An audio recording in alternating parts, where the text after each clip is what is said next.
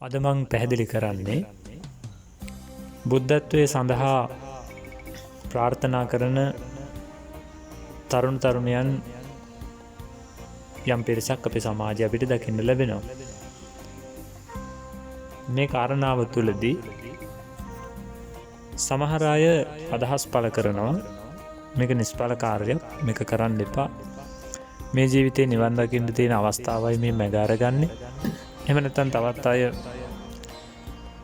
ඒක ඔළුවේ උදුම්මගෙන ජීවත් වෙන දෙයක් තමයි කරන්නේ. එනිසා ඒක නිෂ්ඵල කාර්යයක්. මෙම අදහස් ප්‍රකාශ කරන අය දකින්න ලැබෙනවා. මෙහිදී කාරණා කීපයක් සාකච්ඡා කරන්න සිද්ධ වෙනවා. මේ පිළිබඳව ධර්මානුකූලව විස්තර කරනකොට බුදු බව ප්‍රාර්ථනා කරනවා කියන එකේදී ප්‍රාර්ථනාවෙන් පමණක්ම මේ ලෝකෙ බුදු බවක් ලබන්න කොහෙත්ම බෑ. හැබැයි ප්‍රාර්ථනාවෙන් තමයි බුදු බව සඳහා යන ගමන ආත්මීය වශයෙන් ආත්මයෙන් ආත්මයට බැඳලා තියන්නේ. බැඳලා තියෙන දන්වැල තමයි මේ ප්‍රාර්ථනාව කියලා කියන්නේ. ප්‍රාර්ථනාව කියන එකේ තරම් ශක්තිමත් දෙයක්. ප්‍රාර්ථනාව හරි ප්‍රබලයි. මේ ජීවිතේ කරන ප්‍රාර්ථනාව ඊළඟ උපත ඒකට සුදුසු තැනක ඉපදී මැති කරවන්න ඒක ප්‍රබල වෙනවා. ඒ නිසා ප්‍රාර්ථනාව කියන එක හරිම බලවත්. අනිත් කාරණාව තමයි බුදු බව කියලා කියන්නේ පරිේශනයක්. බුදු බව සඳහා පාරමිතා පුරන බෝධිසත්වයන් වහන්සේ නම සසර පුරාම කරන්නේ පරිේශනයක්. ඒ චතුරාර්ය සත්‍ය අවබෝධය, එහෙම නැත්නම් ඒ දුක නැති කිරීමේ මාර්ගය කොහොමද ස්වයම්බෝ ඥාණයෙන්, තමන්ගේම ඥාණයෙන් ලබාගන්නේ කියන එක පිළිබඳව ගුරුපදේශ රහිතව කරන පරිේශනයක්. එනිසා මේ පරිේශනයේදී හැමදාම කරන්නේ හැම දෙයක්ම අත්හදා බලන එක, සසරේ පුහුණු කරන එක. අපි දන්නවා මේ ලෝකේ විදුලි බල්බය නිර්මාණය කරපු කෙනා ඒ බල්බය දහස් වතාවක් අත්හදා බලලා පරිේශන කරලා තමයි දහස් වෙනි වරට තමයි ඒ විදුලි බල්බය සාර්ථක කරගන්න. එතුමගෙන් කෙනෙක් ප්‍රශ්නයක් අහනවා, ඔබතුමා එහෙනම් 999 වතාවක්ම ඒකින් පරාජයට පත් වුණා නේද, ෆේල් වුණා නේද කියලා යහන්නේ.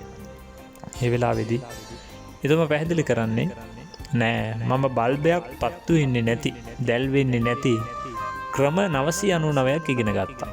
අපිට දුන්නොත් බල්බයක් මේක දැල් වෙන්නේ නැති ක්‍රම 50ක් හදලා පෙන්වන්න කිව්වොත් අපිට ඒත් බැහැ.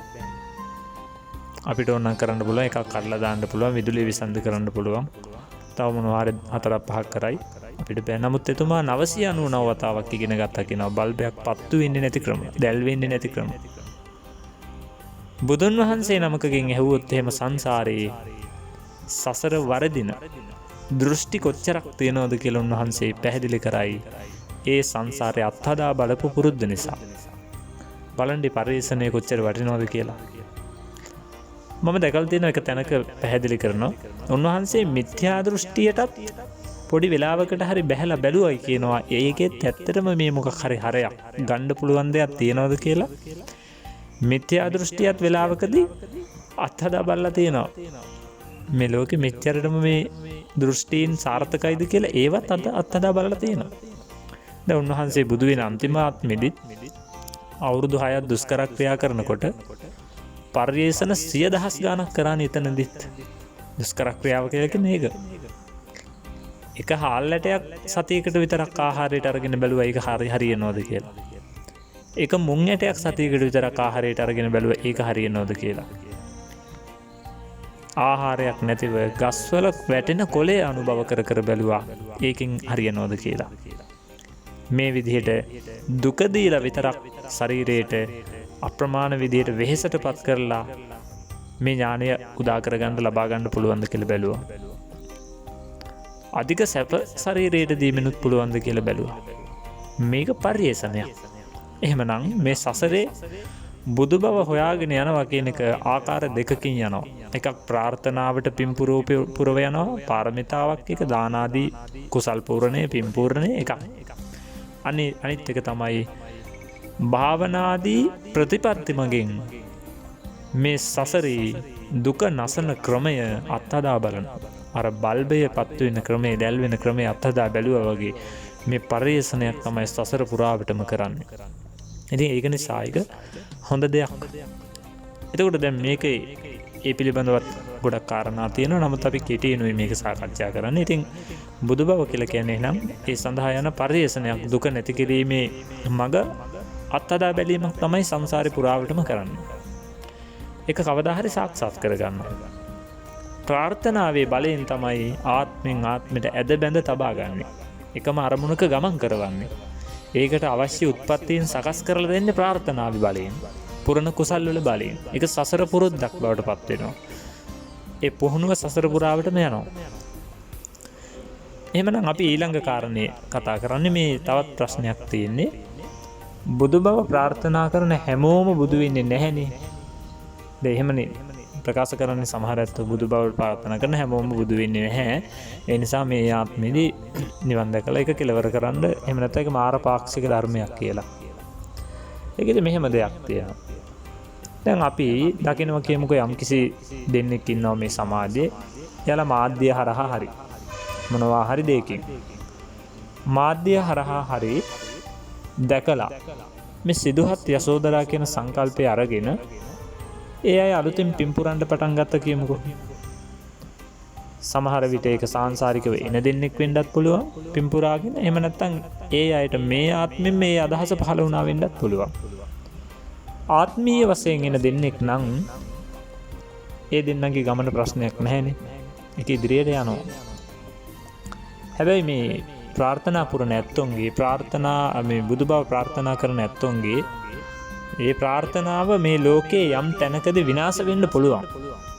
පූජාවලිය පැහැදිලි කරනවා කල්පාවසානයේදී දුර්වල ප්‍රාර්ථනාව විනාශයටපත් වෙනවා. ඒ කියන්නේ ප්‍රාර්ථනාව දුර්වල වුණොත් එහෙම ඒකෙදි වීරිය නැති වුණොත් එහෙම සමහර තැනක ඒක අතරමඟ නවතින්න පුළුවන්කමක් තියෙනවා. බැරි නැහැ. ප්‍රාර්ථනාව දුර්වල වුණොත් එහෙම ඒක සිතවිල්ලකට පමණක් සීමා වුණොත් එහෙම අතරමඟ නවතින්න පුළුවන්. කල්පාවසානයේදී එවැනි ප්‍රාර්ථනා නැති වෙලා යන්න පුළුවන්. අනිත් කාරණාව තමයි යම් කිසි කෙනෙක් අපි කියවන දැන් ඒක සාංශාරික වෙන දෙන්නෙක් වෙන්න පුළුවන්. අනිත් කාරණාව මේ ආත්මෙදිම ඒ අදහස පහළ වූ දෙන්නෙක් වෙන්න පුළුවන්. යම් කිසි කෙනෙකුට මේ ආත්මෙදි මේ අදහස පහළ වුණා කියමුකෝ. ඒ පහළ වෙලා ඒ වෙනුවෙන් වැඩ කටයුතු කරනවා. සමහර විට ඒ දෙන්නා ඒ ගමන කෙලවරටම යන්න බැරිකමකුත් නැහැ. ඒකට බාධාවක් නැහැ. එහෙම නැත්නම් මේ බුදු බව ප්‍රාර්ථනා කරනවා කියන එක ඒ මගට යොමු වීම කියන එක මේ බුදු කෙනෙක් අභියසම පටන් ගන්න ඕනේ කියලා මේ නියමයක් මේ ලෝකේ නැහැ. එහෙම නෙවෙයි. ඒ අදහසට යොමු වෙන්නේ අදහස පහළ වෙන්නේ හරිම දුර්ලභ වෙන්නේ මේ ලෝකේ. ඒ කියන්නේ බුද්ධ ශාසනයක් සමහර විට පහළ වෙන්නේ කල්ප කෝටි ලක්ෂයකට එක වතාවක්. ඒකත් පවතින්නේ අවුරුදු කීපයයි. ඒ අවුරුදු කීපය තුළදී තමයි මිනිස්සු ওই ප්‍රාර්ථනා ඇති කරගන්නේ මේ ලෝකේ. අබුද්ධෝත්පාද කාලවල ප්‍රාර්ථනා කරනවද කවුරුත් බුදු බව? එහෙනම් කල්ප කෝටි ලක්ෂ ගානකට දවස් කීපයක් පමණක් පවතින මේ බුද්ධ ශාසනයේ කිහිප දෙනෙක් විතරක් කරන ප්‍රාර්ථනාවක් ඕක. මේ ලෝක ජනගහණයෙන් සත්වයොන්ගෙන් ওই ප්‍රාර්ථනාව කරන කී දෙනාද බැලුවොත් එහෙම ගණන් කරන්න පුළුවන් පොඩි සංඛ්‍යාවක්. ඒ වගේම තමයි කෙනෙක් කියන්න පුළුවන් ප්‍රාර්ථනා කරන හැමෝම බුදු වෙන්නේ නැහැනේ. එහෙම බුදුවරු පහළ වෙන්නේ නැහැනේ හැමදාම කියලා. ඔව් ඉතින් ඒක තමයි බුදුවරු පහළ වෙන්නේ කල්ප කෝටි ලක්ෂ ගානකට එහායි. අසංඛ්‍ය ගණන් පාරමිතා පුරලා. එතකොට යම් කිසි කෙනෙක් අද ප්‍රාර්ථනා කරාම එයාගේ සමෘද්ධිමත් භාවයට පත් වෙන්නේ බුදුවරු මේ ලෝකේ ලක්ෂ ගානක් පහළ වෙලා එතනින් එහාට. එයාගේ බුද්ධත්වයේ සාක්ෂාත් වෙන්නේ. හැබැයි අර විදිහට ප්‍රාර්ථනාවසෙම ඒ සඳහා ඒ කාය වාග් මනෝ ප්‍රනිධානව ඒ පාරමිතාවන් පූර්ණේ කරන්න ඕන. කවුරුත් ඒක අතරමැද නවතීදෝ කියලා.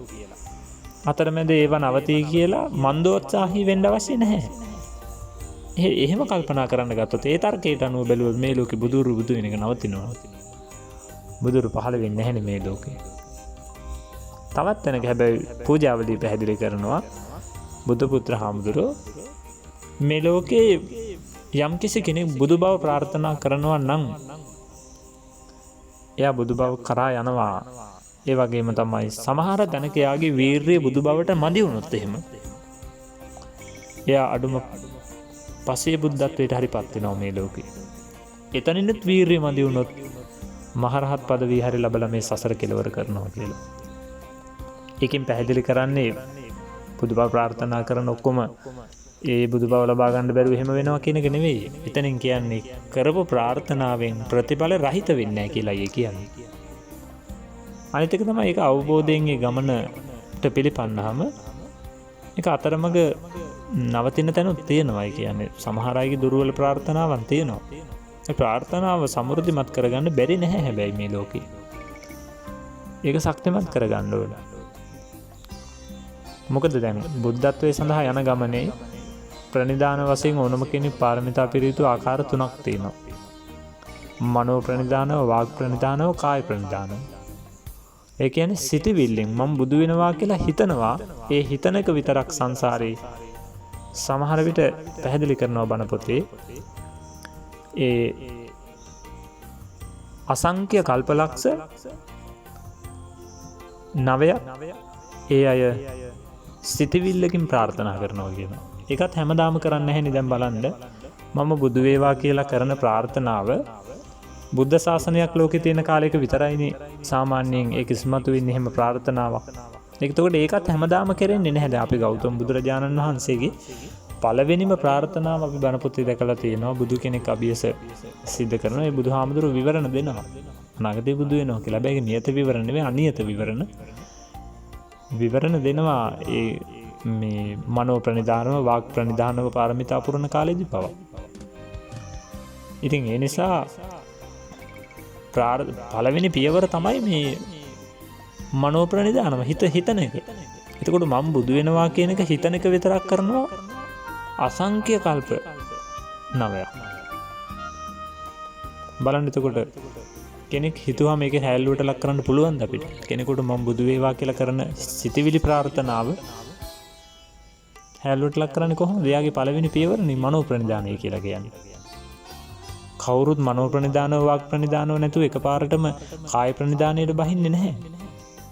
කාය ප්‍රනිධානය කියලා කියන්නේ මනෝ ප්‍රනිධානව, වාග් ප්‍රනිධානය කියන දෙක පුහුණුවෙන් ලබන ඊළඟ පියවර. දැන් ඒතකොට මේ අදහස් ගේන මිනිස්සු බලාපොරොත්තු වෙන්නේ එකපාරම කාය ප්‍රනිධානයෙන්. ඒක පොහොදයක්. ඒ නිසා කාටවත් චෝදනා කරන්න, හැල්ලුවට ලක් කරන්න බෑ මේ ලෝකේ බුදු බව සඳහා ප්‍රාර්ථනා කරන කෙනෙකුගේ ප්‍රාර්ථනාව. දෙවෙනි එක වාග් ප්‍රනිධානව. එයා වචන මාත්‍රෙන් කියන්න ගන්නවා සාරා සංඛ්‍ය කල්පලක්ෂ 7ක්. ඉතින් එහෙම ගියාම තමයි අන්තිම කාය ප්‍රනිධාන වශයෙන් මේ මඟට බැහැලා අත්‍යන්තයෙන් උත්සාහ දරලා සතර සංඛ්‍ය කල්පලක්ෂයක් පාරමිතා පුරන්නේ. ඒක කාය ප්‍රනිධාන. ඒකෙත් හැමදාම ඉපදින හැම භවයකම ඉපදිච්ච දායි නම් පාරමිතා පුරන්නේ නැහැ. දැන් පාරමිතා පුරනකොට මේක හදිස්සියේ දඩිබිඩිය යන ගමනක් එහෙම නෙවෙයි. මේක හරියට දැන් බුදුරජාණන් වහන්සේ ඕගතරණ සූත්‍රයේදී පැහැදිලි කරනවා. උන්වහන්සේගෙන් ප්‍රශ්නයක් අහනවා, ස්වාමීනි ඔබ මේ ගමන කෙසේද ආවේ? ඒ වෙලාවේදී මේ සසර සැඩ පහර තරණය කරපු හැටි බුදුහාමුදුරු පැහැදිලි කරනවා. මේ කල්පලක්ෂ ගානක් සංසාරේ බමුණ මම එකතැන හිටියෙත් නැහැ. ඒ කියන්නේ අපි වතුරකට දැම්මහම මේ සසරේ සැඩ පහරේ බුදුහාමුදුරුවෝ කියනවා මම එකතැන හිටියෙත් නැහැ. එකතැන හිටියොත් ගිලෙනවා. ඒ කියන්නේ කිසිම දෙයක් නොකර හිටියෙත් නැහැ බුදු බව වෙනුවෙන්. අනිත් එක තමයි දැඩි වීරියෙන් ගොඩාක් සීමා වික්මවලා මහන්සි වුණෙත් නැහැ. ඒ කියන්නේ අපි අර කියපු දැඩි වීරියෙන් හැදුවා කියන එක. එහෙම කරෙත් නැහැ. එහෙම කරා නම් වැඩි දුරක් පීනන්න වෙන්නේ නැහැ. මහන්සි ඇදලා ගිලෙනවා. අපි වතුරකට සැඩ පාරකට දැම්මොත් ශරීරයේ උපරිම වීරිය දාලා පිහිනන්න ගත්තොත් අපිට වැඩි දුරක් යන්න වෙන්නේ නැහැ. අතරමඟදී මහන්සි හැදෙනවා. ඒ නිසා මම මධ්‍යමයි මේ ගමන ආවේ. එක තැන හිටියෙත් නැහැ. සීමාව ඉක්මවා හදිසියේ උත්සාහ දරුවෙත් නැහැ. දැන් ඒක අපිට හොඳට විවෘතව පේනවනේ ජාතක කතා පොත කියලා කියන්නේ බුදුහාමුදුරු ඉපදිච්ච හැම භවයක්ම තියෙන පොතක් නෙවෙයිනේ. දේශනා කරපු ආත්ම 548ක් 550ක් විතර තියෙන පොතක්. මේකේ සමහර කතා තියෙනවා දකින්න පුළුවන්. සමහර කතාවල තියෙනවා උන්වහන්සේගේ යම් කාල සීමාවක් ජීවිතේ ගෙවුනාම හිමාල වනයේට ගිහිල්ලා ඒ බෝධිපාක්ෂික ධර්මයන් පුහුණු කරනවා වඩනවා. සමහර කතා තියෙනවා ඒ කතාවලදී උන්වහන්සේගේ මේ ඒ හිමාල වනයේටම ගිහිල්ලා භාවනා කරන්නේව නැහැ. එදිනෙදා සාමාන්‍ය ජීවිතේ ජීවත් වෙලා ඉඳලා මේ කම්මූ පරිද්දෙන් මිය පරලව යන ජීවිත ඕන තරම් ජාතක කතාවේ තියෙනවා. සඳකිඳුරු ජාතකය කියලා කියන්නේ චන්දකින් ඒ යසෝදරා සිදුහත් දෙදෙනාගේ ප්‍රේමය ඒ ජාතක කතාව පුරාවටම කියවෙන්නේ. ඉතින් ඒ වගේ සමහර ජාතක කතාවල තියෙන්නේ ඉපදිච්ච සමහර ආත්මික බහුලව පුහුණු කරන දෙයක් නැතුව මිය පරලව යන අවස්ථාත් ගොඩක් තියෙනවා. ඉතින් එහෙම ගත්තාම සමහර ආත්මවල දෙදෙනා ප්‍රේමයෙන් ජීවත් වෙලා හිටපු කතන්දරයක් විතරයි කියවෙන්නේ. සමහර ජාතකවලදී අපිට පැහැදිලිව පේනවා මේ පෙරම් පුරන බෝධිසත්වයන් වහන්සේ කෙනෙක්ද යසෝදරාව මැත්තේම නැහින මැරෙන ආත්ම කොච්චර තියෙනවද? ඉතින් එහෙම ජාතක කතා අපිට ඕන තරම් පොතේ දකින්න පුළුවන්. ප්‍රේමයේ මැත්තේම නැහින මැරෙන කතා පුවත් තියෙන ජාතක කතා තියෙනවා. ඉතින් අනික පාරමිතා කියලා කියන්නේ භාවනාව වඩන එක විතරක්ම නෙවෙයි. පාරමිතා 10ක් තියෙනවා. උම්මග්ග ජාතකයෙන් කොහෙවත් භාවනාවක් කරන එකක් ගැන නෙවෙයි කියන්නේ. හිමාලයට යන කතාවක් නෙවෙයි කියවෙන්නේ. ප්‍රඥාව පහළ වුණු ජාතක ආත්මයක් ඒක. ඒකෙත් මේ උදුම්බරා දේවිය මේ අරගෙන මහ කැලෑවකට ගිහිල්ලා ජීවත් වෙන්නේ පැත්තකට වෙලා. මේ පෙරම් පුරන බෝධිසත්වයන් වහන්සේ නම. ඒ වගේ සමහර ජාතිවල ගොඩක්ම ඉපදෙන්නේ අබුද්ධෝත්පාද ජාතිනේ සසරේ. සමහර ජාතිවල පෙරුම් පුරනවා කියලා මතු පිටින් පේන්න නැහැ ඇත්තටම. සමහර විට ඒ පුද්ගලයාවත් දන්නේ නැහැ තමන් ඉස්මතු වෙන්නේ නැහැ තමන්ට ඒ ඥානය තමන් මේ පෙරුම් පුරන කෙනෙක් කියලා. දැන් කාශ්‍යප බුදුරජාණන් වහන්සේගේ කාලේ අපි බෝධිසත්වයන් වහන්සේ මානවකයෙක් වෙලා ඉන්න කාලේ තමන් මේ මුඩු මහනුන්ට ගරු කරන්නේවත් නැහැ, පිළිගන්නේවත් නැහැ. තමන්ගේ යාළුවානේ කෙස් වැටියෙන් අල්ලගෙන ගිහිල්ලා යමන් මෙහෙම ශ්‍රමණයෙක් ඉන්නවා, බුදු කෙනෙක් ඉන්නවා යමන් කියලා ඇදගෙන යන්නේ. ගියාට පස්සේ ඉස්මතු වෙන්නේ. දැන් ඒ වගේ සමහර විට මේ පෙරම් පුරන සිදුහත් යශෝදරා සංකල්පයේ ඇති තරුණ තරුණියන් සමහර විට තමන් ඒක ඒ ගමනේ යන කෙනෙක් වුණත් එකපාරටම තමන්ට ඉස්මතු වෙන්නේ නැහැ ඒක. ඒක ඉස්මතු වෙන්නේ මේ වගේ සංකල්පයක් ඇහැට දැකපු වෙලාවක, කනට ඇහුණු වෙලාවක, ඒ ගැන බණක් ඇහුණු වෙලාවකටයි තමන්ගේ ආසාව ඒ පිළිබඳ උත්සාහය ඇති වෙන්නේ. ඒක කොච්චරනම් වටින දෙයක්ද? අනිත් අන්තිම කාරණාව තමයි මේ ලෝකේ යම්කිසි කෙනෙක් මේ ගමන යන්න ඕනි කියලා ආරම්භ කරලා ඒ වෙනුවෙන් පිළිවෙත් පුරලා අපි හිතමුකෝ ඔය කියන කෙනෙකුගේ වචනයකට අනුව මේ සසරේ කොහෙද හරි එහෙම දෙයක් එයා බුදු වෙන්නේ නැති කෙනෙක් කියලා. එයා සෝදරාවක් වෙන්නේ නැහැ, බුදු වෙන්නේ නැහැ කියලා කියමුකෝ. හැබැයි ඒ ප්‍රාර්ථනාව ඇති කරගෙන කරපු පින්බල මහිමය නිකන් හිටපු කෙනෙකුට වඩා 100,000 ගුණයකින් ඉහළින් වැඳෙන කෙනෙක් එයා. දැන් ඕක මාරපාක්ෂික ධර්මයක් කී ඉන්න අය ඔය කියන කෙලෙස් තැවීමක් සිදු කරන්නේත් නැහැ, මෙහි ආත්මේ නිවන් දකින්නෙත් නැහැ, අර වගේ කෙනෙකු කරන පින් ටික කරගන්නෙත් නැහැ, කරන කෙනෙකුගේ උත්සාහය දුර්වල කරන එක, ඒ ගුණේ නැති කරන එක කර ඉන්න එක විතරයි කරන්නේ. දැන් ඔබම කල්පනා කරලා බලන්න, ඔබ මේ මගට පිළිපන් කෙනෙක් නම් ඔබ ඒ වෙනුවෙන් පින් දහම් කරනවා. වෙනදට වඩා කොහොමත් වැඩියෙන් පින් දහම් කරනවනේ මේ ප්‍රාර්ථනාව ඇති කරගත්තාම. අපි හිතමු ඔබට යම් කිසි කෙනෙක් කියන ඕක මාරපාක්ෂික ධර්මයක්, ඕකට යන්න එපා. හරි, දැන් ඔබ එහෙනම් අනිවාර්යෙන් මේ ආත්මේ රහත් වෙනවා කියන තැනටපත් වෙනවා. සමහර විට ඒක වෙන්නේ නැහැ. අර කරගන්න තිබුණ පින් ටික කරගන්න එකත් නතර වෙලා යනවා. මැරලා ගිහලා හතර අපායෙම ආයෙත් ඉදිරිය භවයක ඉපදෙන්නත් පුළුවන්. අනේ කරගත්තු අපරාධයක්.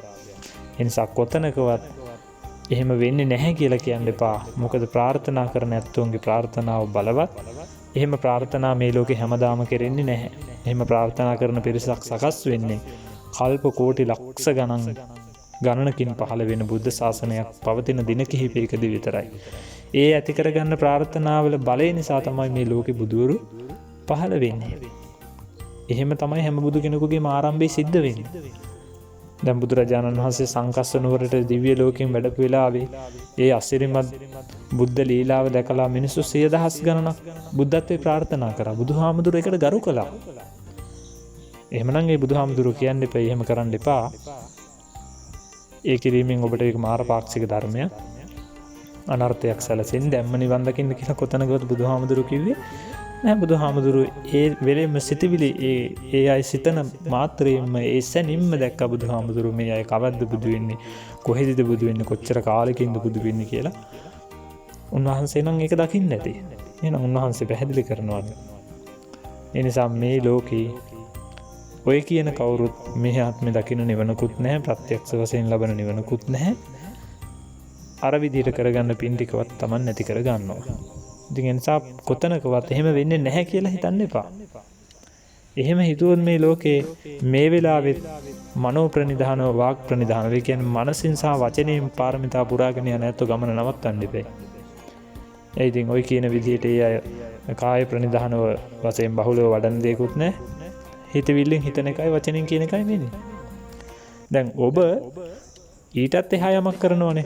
හිතවිල්ලෙන් හිතලා නතර වෙන්නේ නැහැ, වචනෙන් කියලා නතර වෙන්නේ නැහැ. ඒ වෙනුවෙන් පින් දහමත් කරනවා මේ බුද්ධ ශාසනයේ තියෙන වෙලේ. යමක් දෙන්න හරි පුහුණු කරනවා. ඒක ස්ථාවර ගමනක්. ඒක හරි වටිනවා.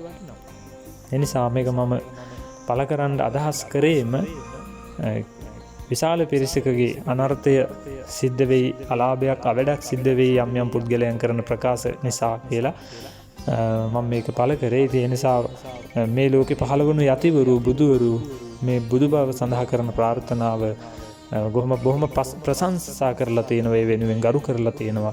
මේ සාමාන්‍ය මිනිස්සු ඒකට නිගරු කරන්න, ඒක ප්‍රතික්ෂේප කරන්න මොන සුදුසුකමක් තියෙනවද කියලා අපිට ප්‍රකාශ කරන්න සිද්ධ වෙන්නේ. ඉතින් ඒ නිසා ප්‍රාර්ථනා ඇති කරගත්තෝ ඒ වෙනුවෙන් කටයුතු කරන්න. ඒකෙන් කවදාවත් අයහපතක් සිද්ධ වෙන්නේ නැහැ. ඒකින් සිද්ධ වෙන්නේ Tamande යහපතක්මයි.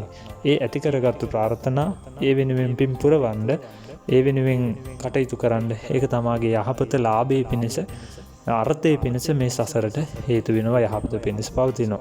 ඉතින් ඒ නිසා කෙනෙකු කියනවා නම් ඒවා කම්සප විඳින්ම සඳහා උපයෝගී කරගන්නවා කියලා, එහෙම වචනෙකුත් තියෙනවනේ. ඒ අතරේ කම්සප සඳහා ඒක යොදව ගන්නවා කියලා. මෙහෙමයි බුදුවණු මේ සංසාරේ බෝධිසත්වයන් වහන්සේලා බුදු වෙනවා කියලා, යසෝදරාවරු බුදු වෙනවා කියලා, අනාගතේ යසෝදරාවක් වෙනවා කියලා, සිදුහත් කුමාරයෙක් අනාගතේ වෙනවා කියලා මේ ලෝකේ සැප සම්පත් විඳින්න නැතු වෙන්නේ නැහැ.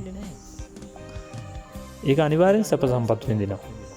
ඒක දැන් සමහර ජාතක කතාවක සිදුහත් කුමාරයා රජෙක්, එහෙම නැත්නම් යසෝදරාව රාජ්‍ය දේවියක් සැප සම්පත් කම් සැපම ඉස්සරම විඳින්නේ. හැම ජාතකයේම මේ සිල් රකින්න එකවත්, පිළිවෙත් පුරන එකවත්, හිමාලයට කඩාගෙන එහෙම යන එකවත් එහෙම නෙවෙයි. එහෙම සිද්ධ වෙන්නේ දැන් ඔය එහෙම ජාතක කතා උලුප්පලා අරගත්තට ඒවා බෝධිසත්ව ජීවිතයක තියෙන උත්කෘෂ්ඨම අවස්ථා තමයි ඔය එහෙම අරගෙන තියෙන. අනිත් ඒවා සාමාන්‍ය මිනිස්සු විදිහටයි මේ සමාජ ජීවත් වෙන්නේ. සාමාන්‍ය මිනිස්සු විදිහට තමයි ජීවත් වෙන්නේ.